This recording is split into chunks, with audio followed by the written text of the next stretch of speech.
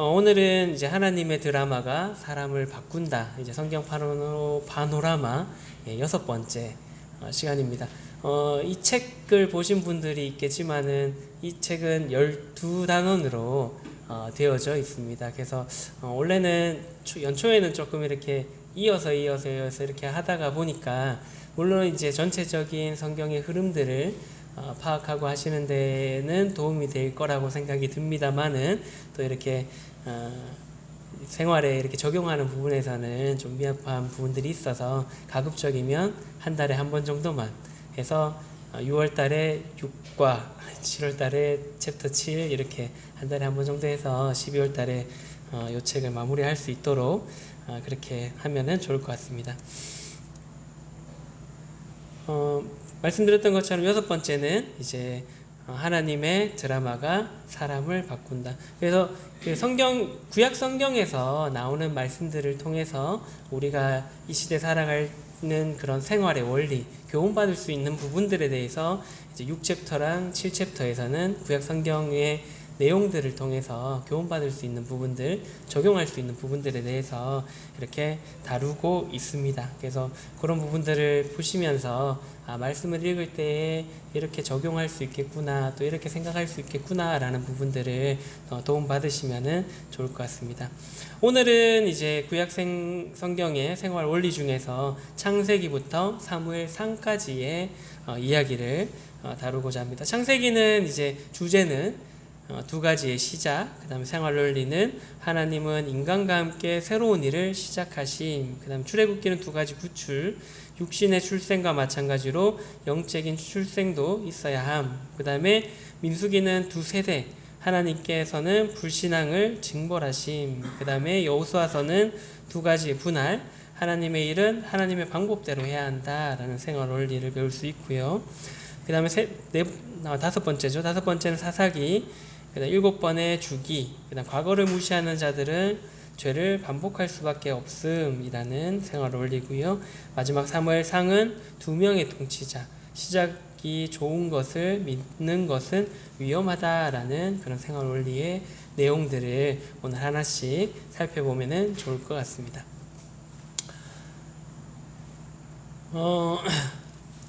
사람에게는 두 가지의 행로가 있습니다. 특별히 이제 그리스도인들에게는 두 가지의 행로가 있는데요.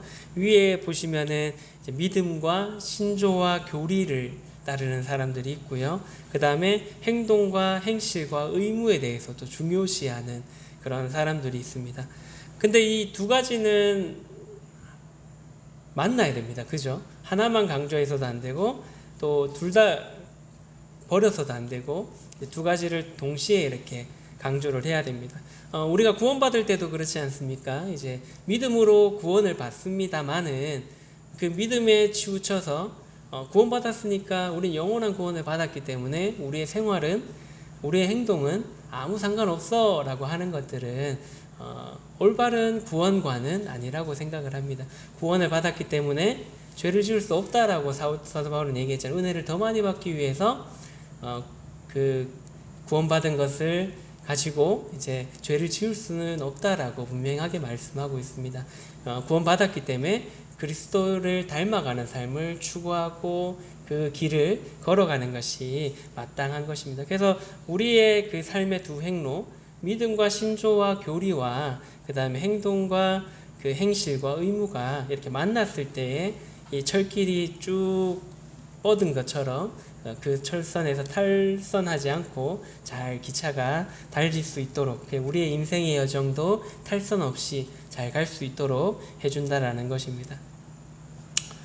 그래서 이제 이러한 하나님의 과거의 역사인 이 성경이 현재의 시대에 살아가고 있는 우리들의 삶에도 영향을 끼치고요. 또 우리의 삶 또한 변화를 시킬 수가 있는 것입니다. 그래서 우리가 이러한 그 성경을 통해서 이러한 생활에 우리에 적용할 수 있는 그런 원리들을 발견하고 적용할 때 우리의 삶에도 유익을 끼칠 수 있게 되는 것입니다. 그래서 하나님의 그 과거의 역사는 사람을 중심으로 해서 이루어졌고요. 성경을 보면요. 동일하게 지금도 하나님께서는 이 사람을 통해서 역사하기를 원하고 계신다라는 것을 기억하시면 좋을 것 같습니다. 그래서 오늘은 창세기부터 이제 이 생활의 원리들에 대해서 한번 살펴보면 좋을 것 같습니다. 창세기의 생활의 원리는 아까 보셨던 것처럼 하나님께서는 인간과 함께 새로운 일들을 시작하신다라는 생활의 원리입니다. 창세기에는 두 가지의 시작을 다루고 있는데요. 여기 나오는 것처럼 인류의 시작과 또 히브리 민족, 이스라엘의 민족의 시작이 기록되어져 있습니다.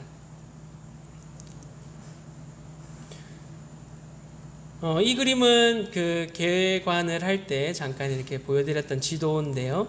1장에서 11장까지는 요 옆에 보시면은 그 4라고 그려져 있는 이 네 가지의 중요한 그 인물, 그 사건에 대해서 이제 다루고 있습니다. 첫 번째는 아담, 인물로 봤을 때는요. 아담, 그 다음에 아벨, 그 다음에 노아, 그 다음에 바벨.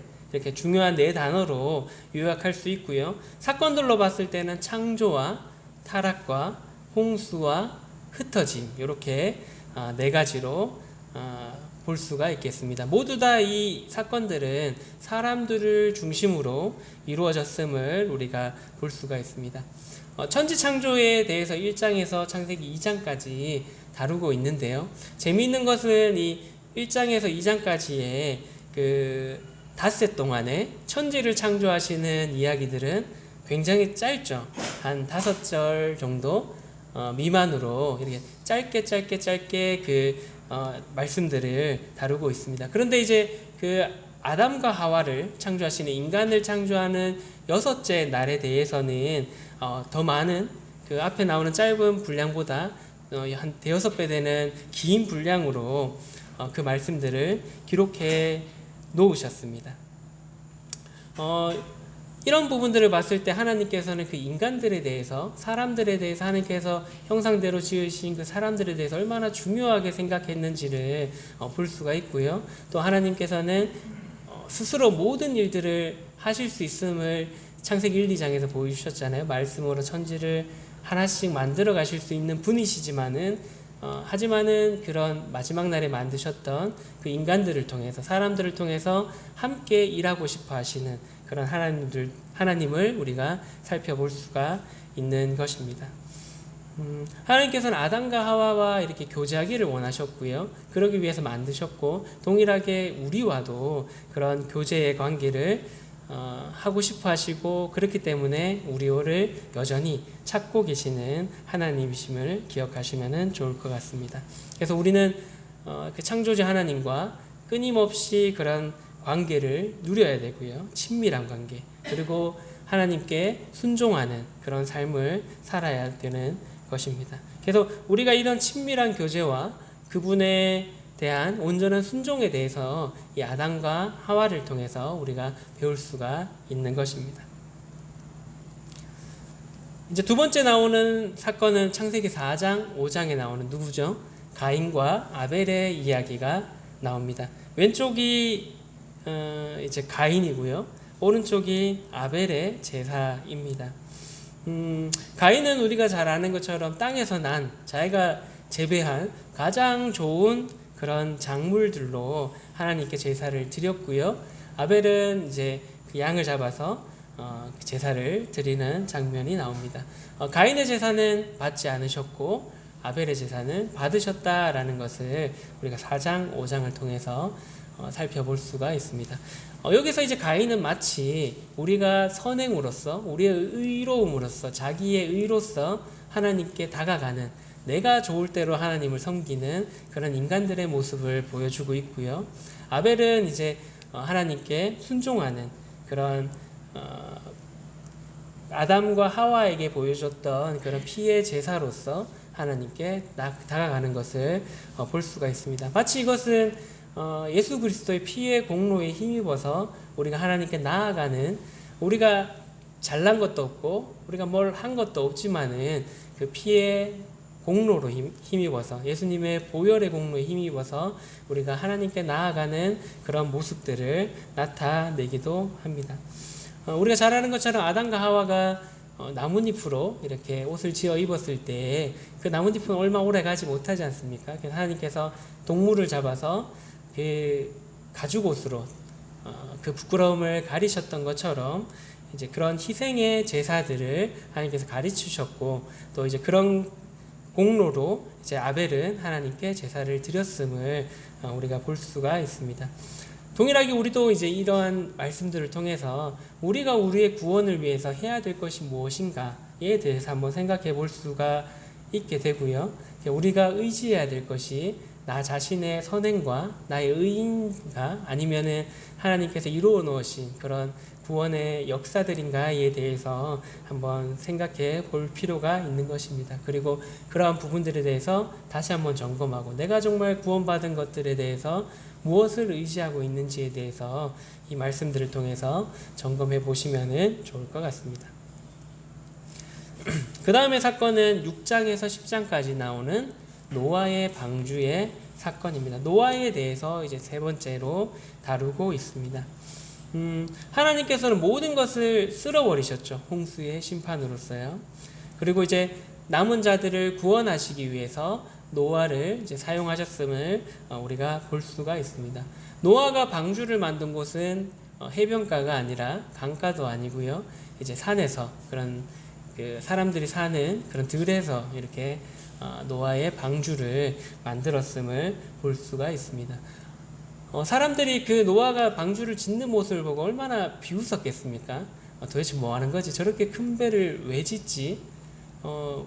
아마 또 이제 그때 당시에만 해도 큰 비도 없었고, 땅을 덮을 만한 어떤 홍수라는 사건 자체를 보지 못했기 때문에 그 사람들은 노아가 저 산중에, 그렇게 아마 노아가 지금처럼 이렇게 트럭이 있거나 뭐 어떤 설비가 있는 것은 아니었기 때문에 아마 산에서 나무를 쉽게 구할 수 있는 그런 주변에서 아마 방주를 지었을 거라고 생각을 합니다. 그래서 그런 곳에서 방주를 짓고 있는 노아에게 얼마나 놀리면서 미쳤구나 라고 하면서 얘기들을 했지 않겠습니까?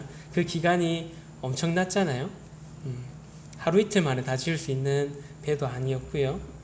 오랜 세월 동안 노아의 거의 평생을 바쳐서 만들었던 그 배를 짓는 동안에 많은 사람들이 이해하지 못하고 비웃었을 거라고 생각을 해보게 됩니다. 하지만은 그런 바보 같은 짓이었지만 노아의 그 순종은 이 전 세계 인류를 보존하게 되는, 그리고 이 인류가 새롭게 시작하도록 하는 그러한 일들이 되도록 하셨습니다.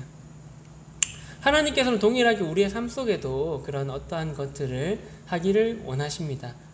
그러한 것들이 때로는 우리가 생각했을 때 조금은 이해되지 않고 좀 바보스러워 보일 수도 있고요. 그 다음에 세상 사람들이 봤을 때는 더더욱 미친놈처럼 보일지 모르겠지만은 하나님께서는 그러한 것들에 대해서, 하나님이 하고자 하시는 일들에 대해서 우리가 순종하고 하나님의 일들을 해 나가기를 원하고 계신 것입니다. 비록 그 결과가 당장에 수년 내에 보이지 않을지라도, 혹은 우리가 그 일들을 하다가 죽고 이 세상에 없어지고 난 뒤에 그 일의 결과들이 나타난다 할지라도 하나님께서는 우리에게 그러한 것들에 대해서 함께 일을 하기를 원하시고, 또 조금은 이해가 되지 않을지 모를지라도 그러한 일들에 순종하고 하나님과 함께 그 일들을 해 나가기를 원하신다라는 것입니다. 그 다음에 사건은 11장의 바벨탑 사건입니다. 학생들에게 이 바벨탑 사건을 얘기하면 제일 안타까워합니다. 우리가 외국어를 배우지 않아도 될 뻔했는데 이 인간들의 불순종 때문에, 또 교만 때문에 하나님께서 언어를 혼잡게 하심으로써 영어도 배워야 되고 중국어도 배워야 되고, 때로는 상황에 따라서 일본어도 배워야 되고 불어랑 뭐 여러 가지 언어들을 배우게 되어야 했던 그런 사건이기 때문에 학생들에게 제일 안타까운 그런 장이 창세기 11장이 아닐까 생각을 해보게 됩니다.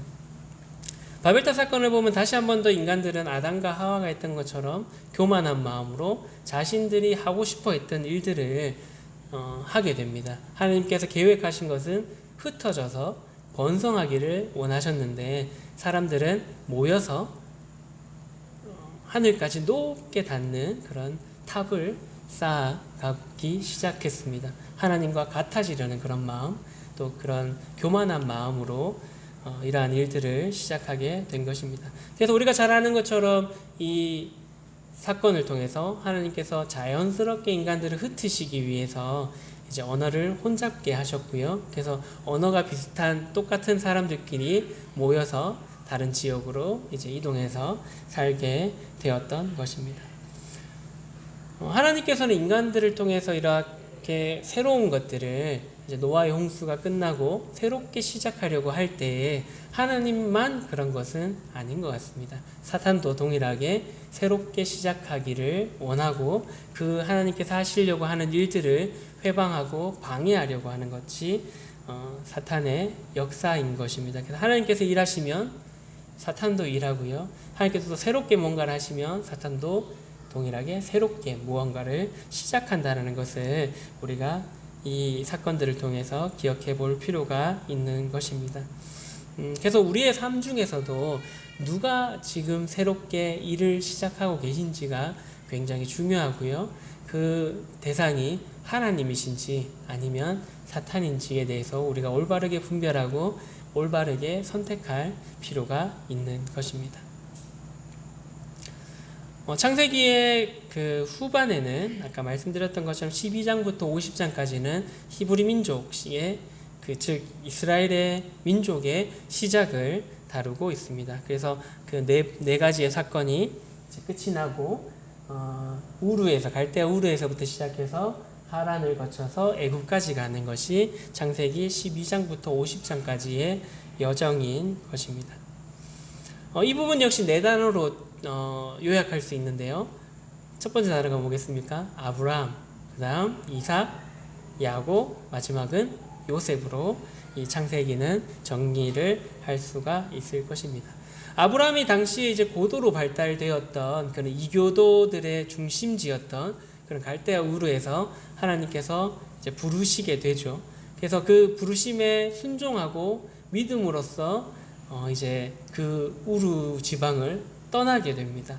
그래서 이제 그 아브라함을 통해서 히브리 민족이 시작되게 되었고요. 또 아브라함이 조금 믿음을 덜 가지고 가졌던 이스마엘과 믿음을 가지고 출생되었던 그 이삭을 통해서 또 다른 두 민족이 이제 시작되게 되는 것을 우리가 창세기를 통해서 볼 수가 있습니다. 그래서 이제 아랍인의 조상이 되기도 하고요. 아브라함은 유대인의 조상이 되기도 하는 것입니다. 그래서 그 성전하시는 그 분들 있잖아요. 아랍 분들, 그런 분들도 아브라함에 대해서는 굉장히 조상으로서 굉장히 존경하고 하는 것들을 우리가 볼 수가 있습니다. 어쨌든 그 두 민족의 시작도 여기에서 발달되게 되었다는 것을 기억하시면 좋을 것 같고요. 뒤에 보면 신약에서도 아브라함을 언급하면서 아브라함의 그 믿음을 하나님께서는 의로 여기셨다라고 기록되어져 있습니다. 그래서 하나님께서 아브라함을 통해서 큰 민족을 이루셨고요. 동일하게 그 이삭과 야곱과 그의 12아들들에게도 동일한 그 축복의 통로가 될 것을 말씀을 해주시고 그 작은 가족들을 통해서 큰 민족을 이루게 될 것을 이제 말씀해 주고 있습니다. 그래서 유대민족이 조상이 된 이 네 족장의 이야기를 총 39장에 걸쳐서 창세기에서는 다루고 있음을 볼 수가 있습니다. 하나님께서는 아까도 말씀드렸지만 결국에는 혼자서도 모든 것들을 하실 수 있는 분이시지만은 이 하나님의 나라를 건설하기 위해서 아브라함을 부르셨던 것처럼 하나님의 민족을 만들기 위해서 그 나라를 만들기 위해서 그 아브라함을 시작으로 부르셨던 것처럼 동일하게 하나님의 이 나라를 확장하시기 위해서 우리들도 부르셨다라는 것을 기억하시면 좋을 것 같습니다. 그래서 우리들을 통해서 이 나라가 더 굳건히 서고 또 확장될 수 있도록 하시기를 원하신다라는 것을 기억하시면 좋을 것 같습니다. 그래서 하나님께서는 그 누군가를 통해서 우리를 구원받도록 하셨잖아요. 우리를 전도하게도 하셨고 또 우리에게 복음을 전하기도 하셨고 또 우리가 그 믿음으로써 구원받을 수 있도록 여러분들이 도와주셨음을 우리가 기억할 수가 있습니다. 동일하게 우리도 그러한 역할들을 하나님과 함께 해 나가야 된다라는 것을 기억하셔야 되고요. 그래서 우리를 통해서 이 아브라함과 이삭과 야곱과 그 12아들을 통해서 하나님께서 하셨던 것처럼 동일하게 우리를 통해서 하나님께서는 여전히 일하기를 원하신다라는 것을 기억하시면 좋을 것 같습니다. 다음은 출애굽기입니다. 출애굽기의 생활 원리는 육신의 출생과 마찬가지로 영적인 출생도 있어야 된다라는 것입니다. 출애굽기에는 히브리 민족, 이스라엘 민족의 두 가지 구출 이야기가 기록되어져 있는데요. 첫 번째는 육신적인 구출, 애굽에서의 구출을 얘기를 하고요. 두 번째는 영적인 구출, 시내산에서 하나님께서 영적으로 거룩해지게 하기 위한 그런 구출이 있었음을 우리가 기억할 수가 있습니다. 애굽으로부터 육신적인 구출과 이제 시내산에서 영적인 구출에 대해서 말씀하고 있는데요. 출애굽기는 거의 한 350만 명, 한 250만 명에서 350만 명으로 추론되는 그런 유대 민족들이 애굽의 그 바로에 속박되어서 이제 고통받고 있음을 하나님께서 들으시고 구출하는 이야기가 주 장면인 것은 맞습니다. 근데 이제 하나님께서는 하나님의 백성들과 영적인 그런 관계를 발전시켜 나가는 것에 더 많은 부분들을 할애하고 있음을 이제 요 구분에서 볼 수가 있습니다. 1장에서 19장까지는 출애굽하는 이야기들이 나오고요. 20장에서 40장까지 더 많은 분량들에 대해서 이제 영적인 그런 구출에 대해서 십계명을 주시고 또 성막을 짓고 하는 부분들에 대해서 이제 말씀하고 있음을 우리가 볼 수가 있습니다. 지도에서 보시는 것처럼 주요한 사건과 흐름은 애굽에서 이제 고통받는 것을 하나님께서 두시지 않고 모세를 통해서 하나님의 능력을 보여주셔가지고 탈출하는 그런 이야기가 주된 내용인 것은 맞습니다. 그래서 지도에서 보시는 것처럼 애굽에서 출발해서 홍해를 건너서 시내산까지 가는 그런 여정들에 대해서 출애굽기에서 다루고 있습니다. 하지만 이러한 육적인 구출뿐만 아니라 아까 말씀드렸던 것처럼 하나님의 백성들을 죄와 사망의 속박으로부터 영원히 구출하신 것이 이제 출애굽기에서 살펴볼 수 있는 더 중요한 내용이라고 생각이 듭니다. 하나님께서는 10번째 재앙을 바로에게 보여주시면서 어떤 절기가 나왔죠? 유월절과 무교절을 통해서 하나님께서 그 구원하신 것에 대해서 끊임없이 그 민족들이 기억할 수 있도록 이제 절기로 삼아서 하나님의 능력으로서 구원받은 구원을 자신들이 어떠한 노력을 해서 받은 것이 아니라 선물로서 받았음을 기억할 수 있도록 그 절기를 삼도록 하셨습니다. 근데 이스라엘의 역사들을 뒤에 가면서 쭉 살펴보면 유월절과 무교절을 지키지 않게 되는 것들 또한 우리가 볼 수가 있습니다. 하지만 하나님께서는 그런 절기들을 통해서 하나님이 능력으로서 구원하심을 기억할 수 있도록 그렇게 해놓으셨고요. 그리고 이제 하나님께서 시내산으로 데려오셔서 하나님과의 그런 이스라엘 민족과의 새로운 관계를 맺을 수 있도록 이제 출애굽기 19장부터 민수기 10장까지 이제 총 59장에 걸쳐서 그러한 하나님의 법들에 대해서 거룩해질 수 있는 것들에 대해서 이제 가르치고 있습니다. 그래서 하나님께서는 그들을 통해서 이 땅에 하나님의 나라를 건설하기를 원하셨고요. 그래서 하나님의 소유, 또 제사장의 나라, 거룩한 백성이 될 수 있도록 그런 것들을 끊임없이 가르치셨던 것입니다. 그래서 진정한 하나님의 백성이 되도록 준비하도록 하는 것이 이 출애굽기의 가장 중요한 내용이라고 보시면 좋을 것 같습니다. 어떻게 보면 하나님께서 이스라엘 백성들 그 아브라함이 뭐 특별히 잘나서 선택하신 것은 아니라고 생각이 듭니다. 단지 그 어떻게 보면 초라한 그러한 사람 한 명을 택해서 민족을 이루게 하고 또 나라를 이루게 해서 다른 이방의 민족들도 그 하나님으로부터 복을 받는 나라를 보면서 와, 하나님께서 진짜 진정한 신이시구나. 하나님을 믿었을 때 하나님을 따랐을 때, 하나님께 순종했을 때에 정말 복 받는구나라는 것을 다른 민족들이 알 수 있도록 하기 위해서 그 민족을 선택을 하셨는데, 그 역할들을 잘 감당하지 못하게 되죠. 결국에는 그 민족을 위해서 보내신 메시아까지 죽이게 되는 그런 민족이 되긴 합니다만은, 어쨌든 이때 당시에는 하나님의 백성으로 선택해서 하나님의 나라를 세워서 제사장의 나라로서 다른 민족들에게 하나님을 나타내도록 하는 그런 역할들을 할 수 있도록 이 출애굽기에는 그러한 것들을 끊임없이 가르쳤음을 우리가 볼 수가 있습니다.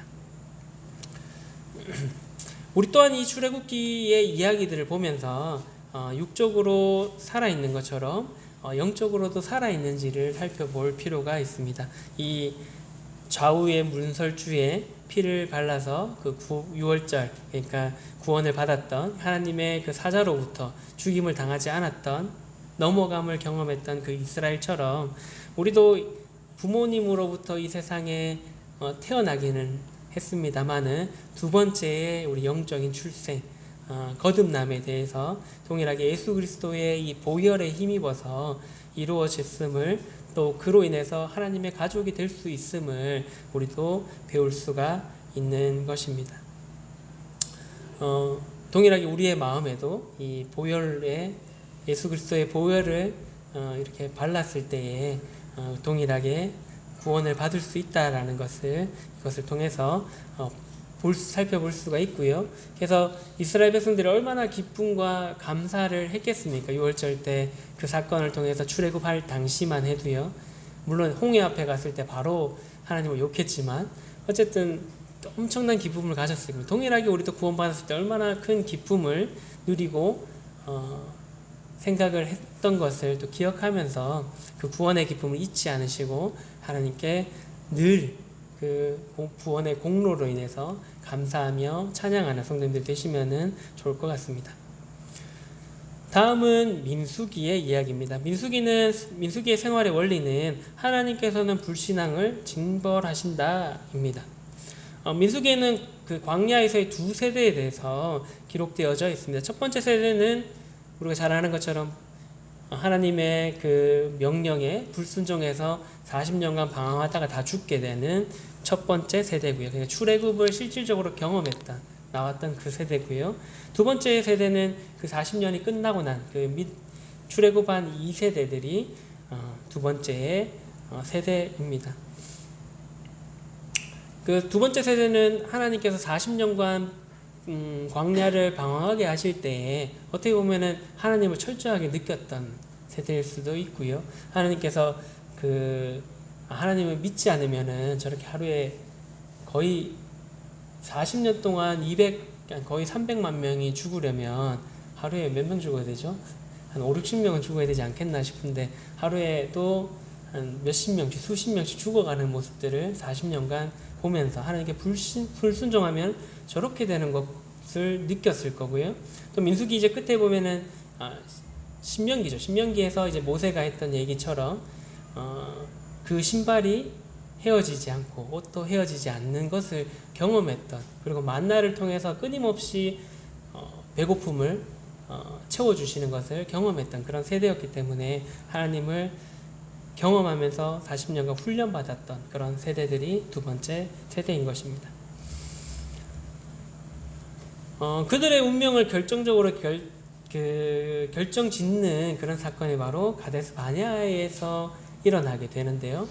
이제 그 가데스 바네아에 정착을 해서 12명의 정탐꾼을 이제 보내게 됩니다.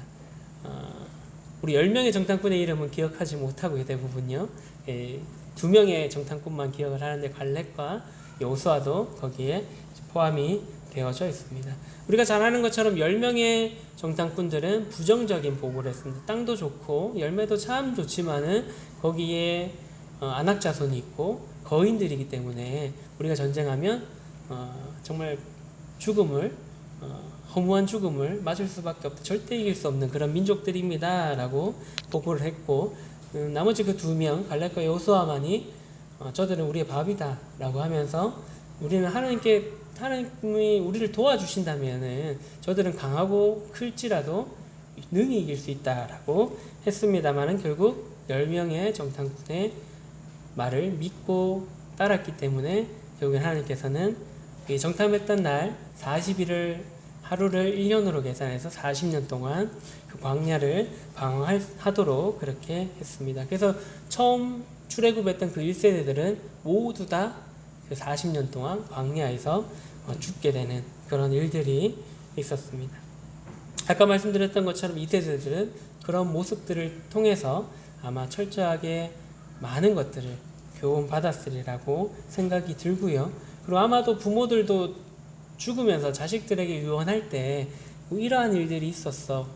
그러니까 너희들은 이렇게 살면 안 돼 라고 분명히 또 교훈하지 않았을까, 그런 생각도 해보게 됩니다. 민수기는 이런 사랑이 충만하신 하나님 아버지께서 믿지 않는, 하나님께 불순종하는 사람들에게는 이렇게 징벌하실 수 있다라는 것을 우리에게 또한 교훈해주고 있습니다. 그래서 민수기의 가장 큰 원칙, 그래서 원리는 하나님께서 이제 불신앙을 징벌하신다라는, 징벌은 어떻게 보면은 단순히 혼내기 위하고 괴롭게 하기 위한 것이 아니라 그 징벌을 통해서 훈련하시고 또 다시금 새롭게 하기 위한 것임을 기억하시면은 좋을 것 같습니다. 그래서 아버지의 아들에 대한 그런 징계는 결국에 사랑 안에서 이루어지잖아요. 인간들의 그런 징벌도요. 사랑하기 때문에 올바른 길로 갈 수 있도록 하기 위해서 하나님께서도 그런 하나님을 믿지 않고 순종하지 않는 것에 대해서 이렇게 징벌을 사랑으로서 할 수 있다라는 것을 기억하시면 좋을 것 같습니다. 그래서 우리들 또한 이 세상을 살아갈 때 하나님께 불순종했을 때 우리가 하나님의 올바른 길을 갈 수 있도록 하시기 위해서 때로는 징벌하시고 또 나쁜 길로 가는 것을 이렇게 바로 잡아 주실 수 있다라는 것을 기억하시면 좋을 것 같습니다. 신명기 29장 5절에 이런 말씀이 있는데요. 아까 말씀드렸던 말씀인데, 주께서 40년 동안 너희를 광야에서 인도하게 하셨거니와 너희 몸에 옷이 낡아지지도 아니하고 너희 발에 신발이 헤어지지 아니하였으며. 1세대는 광야에서 방황하면서 죽어갔지만은 2세대는 하나님께서 한 명도 상하지 않고 가나안까지 들어가실 수 있도록 그렇게 보호하셨음을 우리가 볼 수가 있는 것입니다.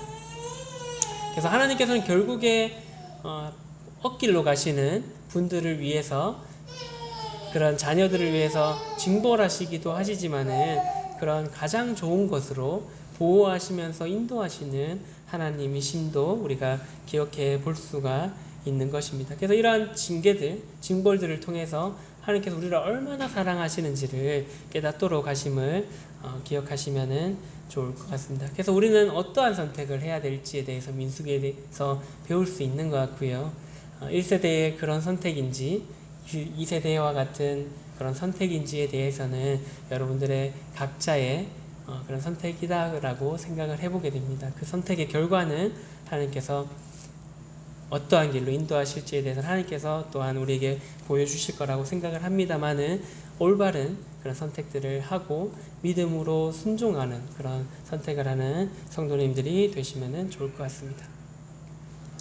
그 다음은 이제 여호수아서입니다. 여호수아서의 생활 원리는 하나님의 일은 하나님의 방법대로 해야 한다라는 것입니다. 여호수아서는 그 가나안 땅의 두 가지 분할에 대해서 이제 나오는데요. 정복하기 위해서 하는 그런 군사적인 목적을 가지고 하는 가나안의 분할이 나오고요. 그다음 정착하기 위한 땅을 분배하는 지파들에게 12지파들에게 땅을 분배하는 그런 분할의 이야기가 여호수아서에 기록되어져 있습니다. 이제 전반부에는 그 이스라엘 민족들이 요단강을 건너게 되죠. 요단강을 건너게 되어서 여리고성을 시작으로 그 가나안 땅을 정복하는 이야기들이 기록되어져 있습니다.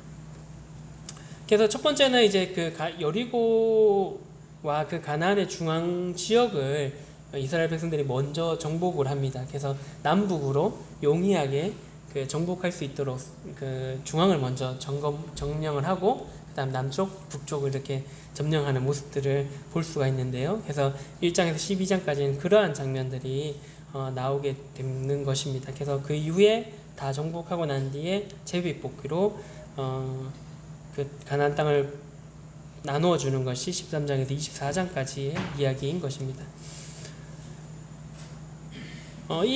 하나님께서 이 과정 중에서 하나님의 그런 방법들, 원칙들에 대해서 분명히 가르쳐 주고 계시는데, 아까 말씀드렸던 것처럼 하나님의 일은 하나님의 방법대로 하시는 것입니다. 여리고성의 그 정복하는 장면들을 보게 되면은 우리가 잘 알 수 있는데요. 사람들이 생각할 수 없는 방법입니다. 도저히 여리고성의 전쟁은 인류 역사상 그런 전쟁을 한 기록은 한 군데도 없습니다. 성을 몇 바퀴 돌았죠? 총 몇 바퀴인가요? 네, 13바퀴. 하루에 한 바퀴, 마지막 날에 7바퀴 돌게 됩니다. 13바퀴를 돌고 소리를 쳤을 때 그 성벽이 다 무너지면서 어떻게 보면 여리고성은 굉장히 견고한 성이었거든요. 그 안에 있었던 그 여리고의 사람들이 물론 이스라엘의 소문은 들었겠죠. 애굽에서 하나님의 능력으로 출애굽했던 홍해를 건넜고 요단강도 갈라서 건너는 그런 엄청난 일들을 들었을 때 무서웠지만은 이 성벽이면 우리가 버틸 수 있지 않겠나라고 생각을 했을 건데 성벽이 와르르르 무너지니까 완전 이 혼비백산했을 겁니다. 이거 어떻게 된 일이지? 처음에는 비웃었을 거 아닙니까? 쟤들 뭐 하는 거야? 6일 동안 돌기만 하고 그런 생각했을 건데 와르르 무너지니까 자신들의 마음과 모든 생각과 정신이 다 무너졌을 겁니다. 그래서 쉽게 정복할 수 있었을 거라고 생각을 합니다. 그것도 하나님의 방법대로 하셨던 부분이고요. 두 번째는 이제 아이성의 전투에서는 우리가 잘 아는 것처럼 집니다. 아이성은 여리고성에 비하면은 굉장히 작은 성이고 그 백성들도 많지 않아서 쉽게 이길 거라고 이스라엘 백성들은 생각했습니다. 그래서 전력을 다하지 않았죠. 전 인원이 가지 않았습니다. 몇천 명만 보내서 추려가지고 몇천 명만 보내서 이길 수 있다라고 생각하고 몇천 명만 보냈는데 지게 됩니다. 이 전쟁에서 진 가장 큰 이유는 물론 이제 아간의 범죄가 있었기 때문에 그 전리품을 취하지 말라고 했는데 취했기 때문에 그런 하나님 앞에 죄를 지었기 때문에 졌던 이유도 있겠지만은 그것보다 제가 생각하기에 더 큰 죄는 실패의 원인은 하나님께 묻지 않고 나아갔다라는 것입니다. 아마 이 전쟁을 어떻게 할까? 여리고성은 이렇게 이겼는데 여호수아나 지도자들이 12지파의 그런 장로들이 이 전쟁을 어떻게 해서 나아갈까요? 했을 때 아마 하나님께서 먼저 아간의 죄를 다루기를 얘기를 하셨을 거고 그 다음에 어떠한 방법들을 얘기해 주셨을 거라고 생각을 합니다. 근데 사람의 생각에 이길 수 있다라고 생각하고 나아갔기 때문에 전쟁에도 지고 많은 사람들이 또 죽게 되는, 다치게 되는 그런 일들이 일어나게 되었던 것입니다. 그 전쟁에 패배하고 난 뒤에는 어떻게 했습니까? 하나님께 묻게 되죠. 우리가 왜 지게 되었습니까? 라고 물었을 때 하나님께서 아간이 범죄했음을 알려주시고 그 다음에 매복 작전을 해서 전쟁을 해라 라고 이제 일반적인 좋은 전략이죠.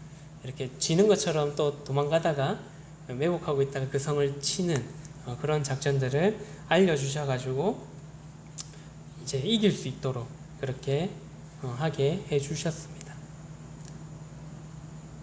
그래서 이제 하나님께서는 그런 하나님의 방법들이 가지고 계신다는 것을 우리가 기억해 볼 필요가 있고요. 그리고 또 하나님의 일을 할 때 능히 우리가 이 일을 할 수 있다라고 생각이 들더라도 하나님께 묻고 나아갈 필요가 있는 것입니다.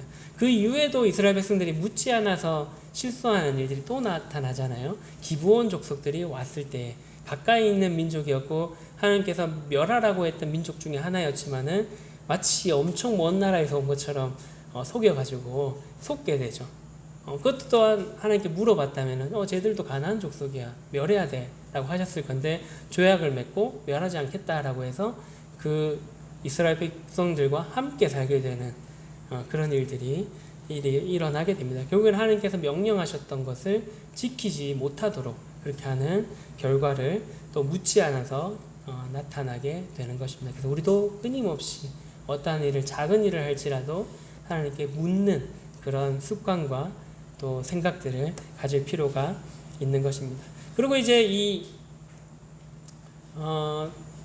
모든 전쟁들이 이제 마치고 난 뒤에 그때의 인구도 대략 출애굽할 당시의 인구와 거의 비슷했다라고 보고 있습니다. 그래서 이제 땅을 분배하게 되는데요. 인간적인 방법으로 분배를 했다면 어떠한 일이 일어났을까요? 민족 간의 전쟁이 아마 일어났을 거라고 생각을 합니다. 이 성경의 제일 뒤에 보시면은 이제 이스라엘의 지형이 나오잖아요. 지도가 나오는데요.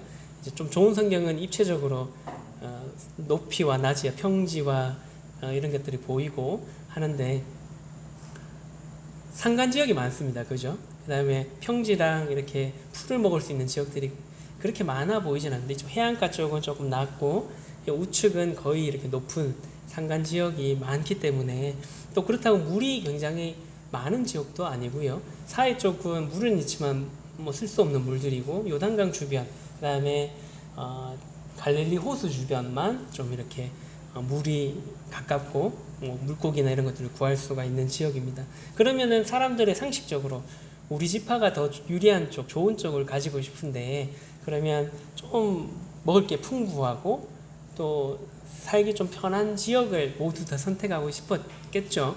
바다가 가까우면 좀 지중해가 가까우면은 또 이렇게 물고기나 이렇게 또 다른 지역으로 가기 용이하기 때문에 그런 것들로 인해서 많은 다툼이 있었을 겁니다. 그래서 하나님께서는 그러한 민족 간의 다툼을 사전에 방지하기 위해서 제비뽑기를 하도록 하셨습니다. 어떻게 보면 우리가 봤을 때는 굉장히 운에 맡기는 뭔가 불합리해 보이는 방법이긴 합니다만은 그때 당시 이스라엘의 민족들의 상황을 봤을 때는 그게 가장 좋은 방법이었을 거라고 생각이 듭니다. 그래서 공평하게 하나님께서 제비뽑기로 그 지역들을 12지파에게 나눠주셨음을 우리가 볼 수가 있습니다. 그래서 우리도 이제 하나님의 방법들에 대해서 민감하게 반응할 필요가 있고 끊임없이 그 방법들에 대해서 묻고 순종할 필요가 있는 것입니다. 다음은 사사기입니다. 사사기의 생활 원리는 과거를 무시하는 죄를 반복할 수는 없다입니다. 사사기에는 이스라엘 민족들이 5단계로 구성되는 죄의 순환을 계속적으로 보여주고 있는데요. 죄를 짓고 그러고 난 뒤에 하나님께서 이방 민족을 통해서 압제하고 그러고 난 뒤에 이스라엘 백성들이 살려주세요. 죄송합니다. 잘못했습니다. 라고 간구하게 되면 사사를 보내서 구원해 주게 되고 또 그 사사가 죽게 되면은 또 까먹고 또 죄를 짓고 압제당하고 간구하고 구원받고 또 까먹고 이 일들이 7번 정도 계속 되풀이 되는 것을 사사기를 통해서 우리가 볼 수가 있습니다. 우리가 이제 역사를 배우잖아요. 한국사도 배우고요. 세계사도 배우는데 역사는 반복되는 것을 우리가 전 세계의 역사들을 보면 볼 수가 있습니다. 그래서 결국에는 과거에 대해서 정확하게 마무리를 짓지 않고 넘어가게 되면 이러한 역사들은 반복될 수밖에 없는 것을 우리가 볼 수가 있는 것입니다. 그래서 이스라엘 백성들도 동일한 그런 사이클로 죄를 짓고 압제당하고 간구하고 구원받고 또 망각하는 그러한 일들을 했다라는 것을 우리가 사사기를 통해서 볼 수가 있습니다. 동일하게 이 일들이 우리에게도 적용된다라는 것입니다. 여기에는 이제 뒤로 미루는 것에 대해서 이제 예를 들어 놨는데요. 우리가 이제 뒤로 어떠한 일들을 뒤로 미룹니다. 귀찮고 또 바쁘고 지금 당장 하기 싫어서 뒤로 미루게 되면 어떻게 되나요? 언젠가는 그 일을 해야 될 타이밍이 있잖아요. 그러면은 그 시간이 쫓기게 됩니다. 하루밖에 안 남아서 예를 들어서 시험을 쳐야 되는데 시험을 공부하기 싫어서 미루다 보면 시험 전날이 됩니다. 그럼 우리는 어떻게 하죠? 중고등학교 때, 초등학교 때 해보셨잖아요. 밤샘이 공부를 합니다. 잠도 안 자고 때로는 10분만 자야지 하다가 새벽이 돼서 당황하기도 하죠. 그래서 그러한 경험들을 하게 됩니다. 조급해지고. 그러면 이제 어떻게 합니까? 그래도 난 하나님을 믿었으니까 하나님 이번 시험만 어떻게 좀 잘 넘겨주시면 다음부터 열심히 할게요. 라고 기도하게 되죠. 그냥 하나님께서 에휴 이놈 또 불쌍하니까 도와주십니다. 지혜를 주셔가지고 한번 봤던 게 기억나게 해주셔서 잘 이렇게 넘어가게 해주십니다. 그럼 우리는 또 어떻게 하나요? 이 시험 잘 쳤으니까 까먹습니다. 다음에 또 시험이 되거나 또 어떤 일이 있을 때 또 뒤로 미루게 되는 마치 우리의 삶과도 이 사사기의 이스라엘 백성들의 삶과 별반 다를 게 없다라는 것을 우리가 사사기를 통해서 철저하게 교훈받을 수가 있는 것입니다. 그래서 우리는 성경에 등장하는 그 수많은 인물들을 통해서 성공한 인물들도 있고요. 실패한 인물들도 있습니다만은 그러한 인물들과 사건들을 통해서 우리의 이 시대를 살아가고 있는 우리에게도 적용해서 그런 실패를 반복하지 않도록 할 필요가 있는 것입니다. 결국에 이 성경을 주신 것은 하나님을 믿는 그리스도인들이 그 실패를 최대한 좀 줄일 수 있도록 도와주시는 거다라고 또 기억하시면 좋을 것 같습니다. 마지막으로 이제 사무엘 상입니다. 사무엘 상의 생활 원리는 시작이 좋은 것을 믿는 것은 위험하다라는 것입니다. 이스라엘에 강력한 지도자들이 있었죠. 모세와 또 여호수아가 있었습니다. 그러고 난 뒤에는 이제 15명의 사사들이 그 이스라엘을 이렇게 다스리는 것을 우리가 볼 수가 있습니다. 사사기에는 13명의 사사들이 나오고요. 그 다음에 사무엘 상에 넘으면 2명의 사사가 나오는데 한 명은 엘리 제사장이고요. 한 명은 잘 아는 사무엘입니다. 사무엘은 굉장히 특별하게 태어났죠. 한나의 어머니의 기도로 인해서 서원을 하게 되고 하나님께 이 아들을 주시면 바치겠다라는 서원을 통해서 태어난 것이 사무엘이었습니다. 그래서 또 사무엘이 하나님을 만난 것도 굉장히 극적입니다. 엘리의 제사장에게 함께 살면서 하나님께서 직접 부르셨죠. 직접 부르셨는데 처음 경험해 보는 거니까 엘리 제사장이 부른 건 줄 알고 갔더니 아니다. 한 2-3번 그렇게 하다가 엘리가 그때서야 그래서 얼마나 그 당시의 사사였던 엘리가 영적으로 눈이 어두웠는지를 보여주는 사건 중에 하나인데요. 하나님의 음성을 들려주는 사무엘에게 들림을 이렇게 눈치채지 못했던 것입니다. 그래서 결국엔 하나님의 음성인가 보다라고 해서 이제 하나님과 사무엘이 직접적으로 그렇게 만나는 장면도 나오게 됩니다. 그래서 사무엘은 굉장히 그런 경건한 가정에서 태어나게 되었고요. 그리고 또 경건한 가운데서 서원대로 받쳐져서 자라게 되는 것을 볼 수가 있습니다. 근데 이제 결국에는 그 사무엘이 이제 노년이 되었을 때 이스라엘 백성들이 어떻게 하나요? 왕을 달라라고 요청하게 됩니다. 물론 이제 이스라엘 백성들이 다른 민족들의 강한 왕권을 보면서 그게 좋아 보여서 그랬던 것도 있지만은 궁극적으로는 사무엘의 아들들은 사무엘과 같지 않았다라고 성경에 기록되어져 있습니다. 불량배 같았고요.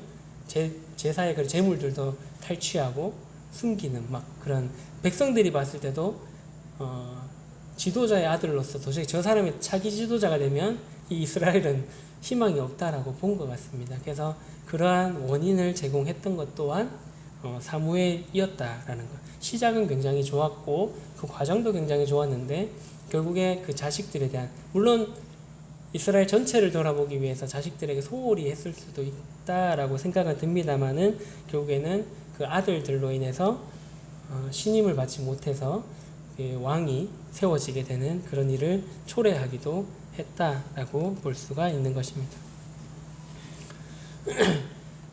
그래서 이제 사무엘은 결국에는 어떻게 했나요? 사울에게 기름을 붓고 사울이 이스라엘의 초대 왕으로서 이제 서게 되는 것을 볼 수가 있습니다. 어떻게 보면은 그 엘리의 아들들도 형편없었잖아요. 사무엘은 그런 것들을 보면서 충분히 교훈받았을 수 있었다라고 생각을 하는데 어쨌든 그 역할들을 잘 하지 못해서 이 왕이 세워지는 왕을 세우고자 하는 마음을 이스라엘 백성들에게 품게 하는 그런 것을 제공했다라고 볼 수 있는 것입니다. 그래서 그 이후에 세워진 그 사울도 처음은 굉장히 좋았습니다. 준수한 청년이었고요. 사람들의 백성들의 어깨에 한 뼘 정도 더 큰 그런 외향적으로는 굉장히 왕으로서의 자질을 갖춘 그런 사람이었고 또 왕으로 삼고자 했을 때 아마도 겸손한 마음으로 했던 것 같습니다. 숨었죠. 자기는 왕이 될 그런 집안도 작고 연약한 집안에 뭐 하겠냐라고 하면서 이제 왕의 자질을 갖추지 못했다라고 숨는 모습도 그런 겸손한 모습도 보였던 그런 왕이었습니다. 근데 이제 어쨌든 그 사울은 이제 전쟁이 일어나면서 자연스럽게 그런 전시 상황에서 그런 지도자로서의 그런 자리를 넘겨받게 되었고요. 그리고 초기에는 이제 암몬 족속과 블레 족속도 이렇게 물리쳐가지고 백성들에게 칭송받는 그런 왕이기도 했습니다. 그런데 이제 하나님께서 보여주셨던 그런 여러 가지의 명령들을 어김으로써 하나님께 결국에는 버림받게 되었는데, 그런 잘못을 지적하는 사무엘에 대해서 사울은 어떤 자세를 취했나요? 핑계대고 변명하는 그런 자세들을 취함으로써 결국에는 하나님께 버림받게 되고 다윗이 그 차기 왕으로 세워지게 되는 그런 일들이 일어나게 되었습니다. 그래서 이제 결국에는 사울의 전반기에는 좀 좋았지만 후반기는 대부분 다윗을 쫓아다니고 시기에서 추격하는 데에 대부분의 자신의 생을 허비하게 되고, 마지막 전투에서 지게 되자 결국에는 자살하게 되죠. 이방 민족들에게 죽는 게 부끄럽다라고 하면서 좀 어떻게 보면 무책임하게 왕으로서 행동을 하게 되면서 스스로 목숨을 끊어서 생을 마무리하게 되는 게 사울의 이야기입니다. 그래서 우리가 여기서 교훈받을 것들은 나오는 것처럼 시작이 좋은 게 결국에 끝까지 다 좋다라는 것이 아니라는 것입니다. 그래서 전통이나 관습이나 뭐 그런 것들이 훌륭한 그런 기반이 되고 또 이제 토대가 될 수는 있다라고 생각을 합니다. 근데 과거에 좋았던 것들에 취하게 되면 그 버팀목들이 흔들리게 될 수도 있는 것입니다. 이 교회도 마찬가지인 것 같은데요. 과거에 좋았던 것들, 또 우리 가정도 마찬가지입니다. 과거에는 이랬는데, 요즘 그런 얘기 하잖아요. 라떼, 나 때는 이런 거 있잖아요. 나 때는 말이야, 이런 게 참 좋았어. 근데 너희는 왜 그래? 라는 것들. 소위 말하는 이제 세상에서는 이제 꼰대들을 이제 빗대기 위해서 과거에 심취해져 있는 그런 사람들을 좀 비하하면서 하는 것들이 이제 나 때는 말이야 라는 말인데요. 우리도 이제 그런 것들에 너무 취해 있을 필요는 없다라는 것입니다. 지금이 중요하고 지금 더 굳건하게 나아가는 것들이 중요한데, 과거에 우리에게 머리에 쓰여져 있던 그런 월계관들, 왕관들에 취해서 또 의지해서 지금의 삶을 허투루 살아가는 것들은 위험하다라는 것입니다. 왜냐하면 신약성경에 기록되어져 있잖아요. 우리의 원수 사탄은 어떻게 하나요? 우는 사자와 같이 두루다니면서 삼킬 자를 여전히 찾고 있기 때문입니다. 그래서 그리스도인들도 얼마든지 옛날에는 굉장히 멋있게 살았지만 얼마든지 넘어질 수 있다라는 겁니다. 그래서 주님과 끊임없이 동행해서 새로운 힘을 주님으로부터 또 받고 또 주님과 함께 승리하는 삶을 우리가 살아가야 되는 것입니다.